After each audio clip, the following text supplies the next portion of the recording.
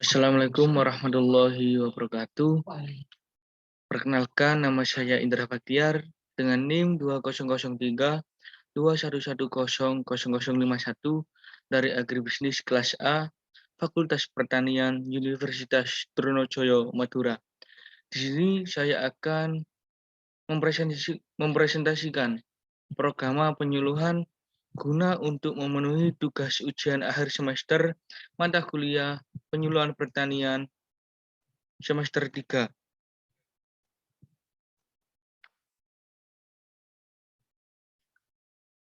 Ya, yang pertama yaitu pendahuluan. Padi merupakan komoditas tanaman pangan yang penting di Indonesia. Selain itu, padi juga termasuk tanaman pertanian yang berasal dari dua benua, yaitu Asia dan Afrika Barat, tropis dan subtropis.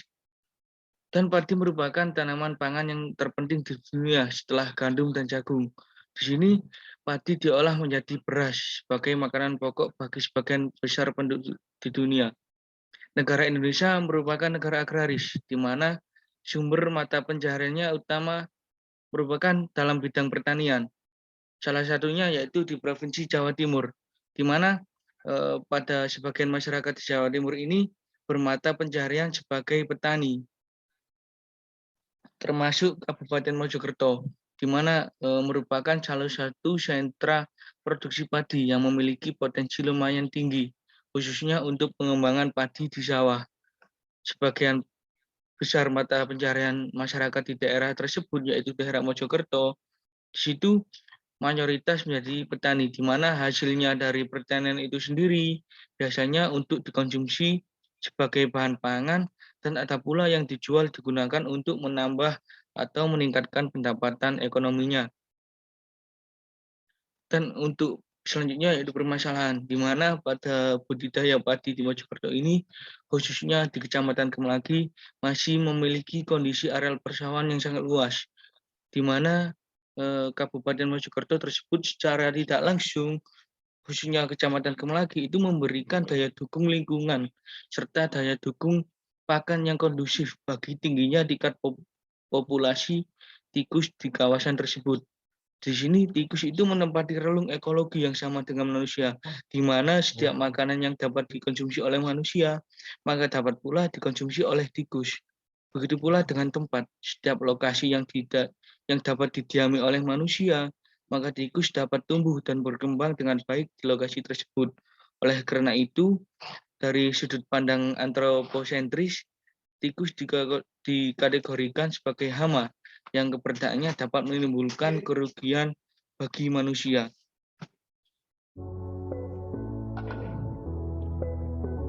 Dapat kita lihat bahwasanya pada sawah itu tadi ada tanaman padi di mana udah diobati oleh racun tikus, yang langsung menjadi bangkai di areal sawah itu juga.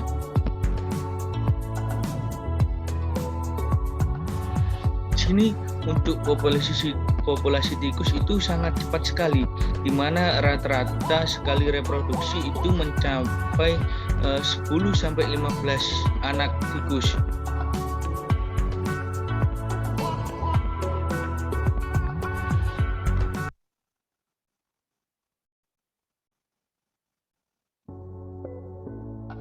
Untuk tikus itu sendiri, kita setelah menjadi bangkai akan tidak seperti biasanya. Di situ tikus akan hilang dengan sendirinya, bahkan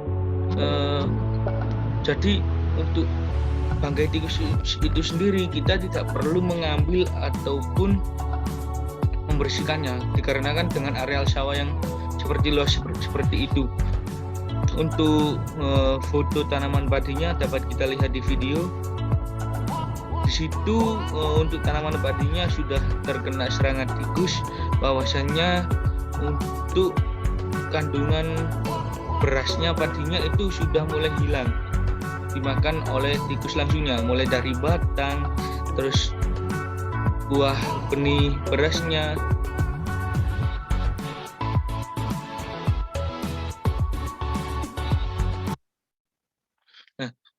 Selanjutnya yaitu program untuk komoditas padi ini, di mana pemahaman petani mengenai strategi pengendalian tikus yang baik akan meningkatkan tingkat keberhasilan juga, yang mana efisiensi dan efektivitas pelaksanaannya.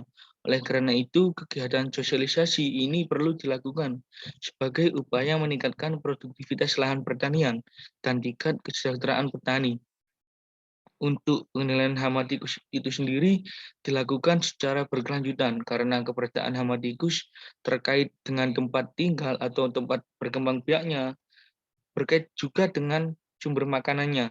Dari sudut pandang ilmu engineering atau keteknikan, terdapat beberapa cara yang dapat dilakukan untuk pengendalian hama tikus, yaitu dari teknik manual, mekanis, dan elektrik.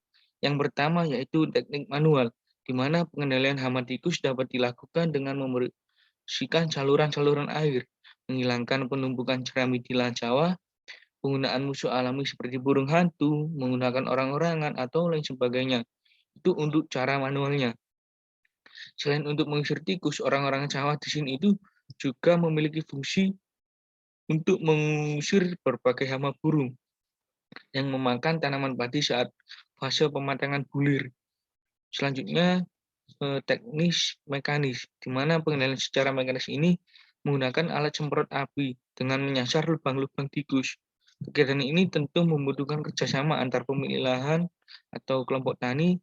Di samping itu menggunakan perangkap dan racun tikus pada sudut-sudut yang dianggap potensial atau disebut sarangnya, tempat yang sering dilewati, dan tempat berkumpulnya hama tikus. Yang ketiga yaitu elektrik. Di sini pengendalian secara elektrik yaitu dapat dilakukan dengan sengatan listrik atau strum. Pengusir tikus ini menggunakan suara ultrasonik juga bisa, dan cahaya yang dapat digunakan untuk menyinari lahan secara periodik. Dan untuk salah satu pengusir tikus yang telah dirancang oleh Fakultas Pertanian Universitas Lambung adalah pengusir tikus berbasis ultrasonik. Di samping ketiga teknis itu tadi pengendaliannya, terdapat juga berbagai upaya petani untuk mengendalikan hama pengerat tersebut. Kita bisa menggunakan pestisida kimia seperti racun hingga perangkap listrik. Namun itu berbahaya juga bagi manusia. Malah justru memakan korban manusia akibat tersetrum dan lain sebagainya. Nah, di sini itu kita bisa mengendalikan hamanya menggunakan pengendalian tikus dengan urin sapi, di mana cara pengendalian ini dikembangkan oleh salah satu petugas pengendali OPT atau yang kita sebut dengan POPT, Ahmad Cahaya Asa, Kecamatan Bungah, Kabupaten Gresik, Jawa Timur. Di sini petugasnya yaitu Pak Ahmad memanfaatkan fermentasi urin sapi sebagai repelen atau pengusir hama tikus pada pertanaman padi. Untuk membuat larutan fermentasi Pak Ahmad ini menggunakan urin sapi sebagai bahan utama. Untuk bahan campurannya itu terdapat molase, susu creamer, terasi tanpa pengawet, dan empon-empon seperti jahe, temu ireng, lengkuas, dan lain sebagainya, serta starter probiotik. Jadi di sini selain kita dapat melakukan pengendalian yang 3 tadi di awal, pengendalian mulai dari manual, mekanis, sama elektrik, itu kita bisa mengembangkan seperti apa yang dilakukan oleh Pak Ahmad Sohai ini dari Kecamatan Bunga. Kita bisa memanfaatkan urin sapi dengan cara fermentasi untuk membasmi tikus.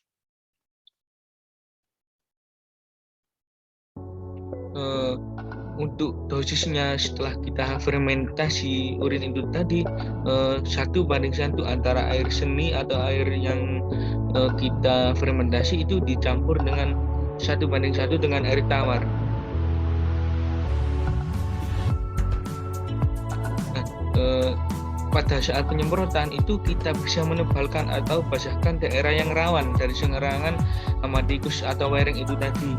Jadi kita kalau sudah menyemprotkan di situ, hama atau yang biasanya menyerang itu sudah tidak betah dengan bau aroma dari batang yang setelah kita semprot dengan fermentasi urin itu tadi. Dapat kita lihat untuk contoh penyemprotannya.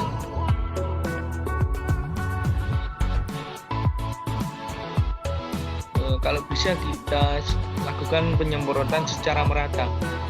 Dikarenakan tikus di sini itu berpindah-pindah tempat dari tempat A ke tempat lainnya.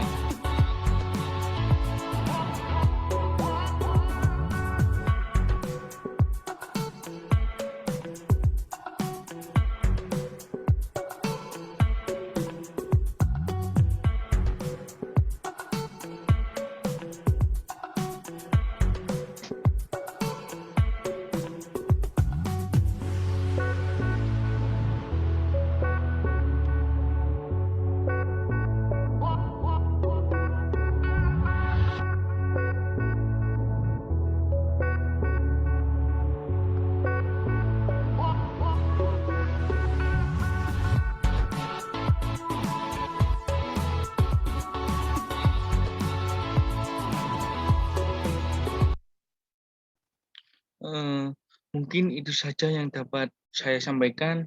Mohon maaf apabila ada salah kata atau perbuatan yang tidak berkenan. Cukup dari saya. Wassalamualaikum warahmatullahi wabarakatuh.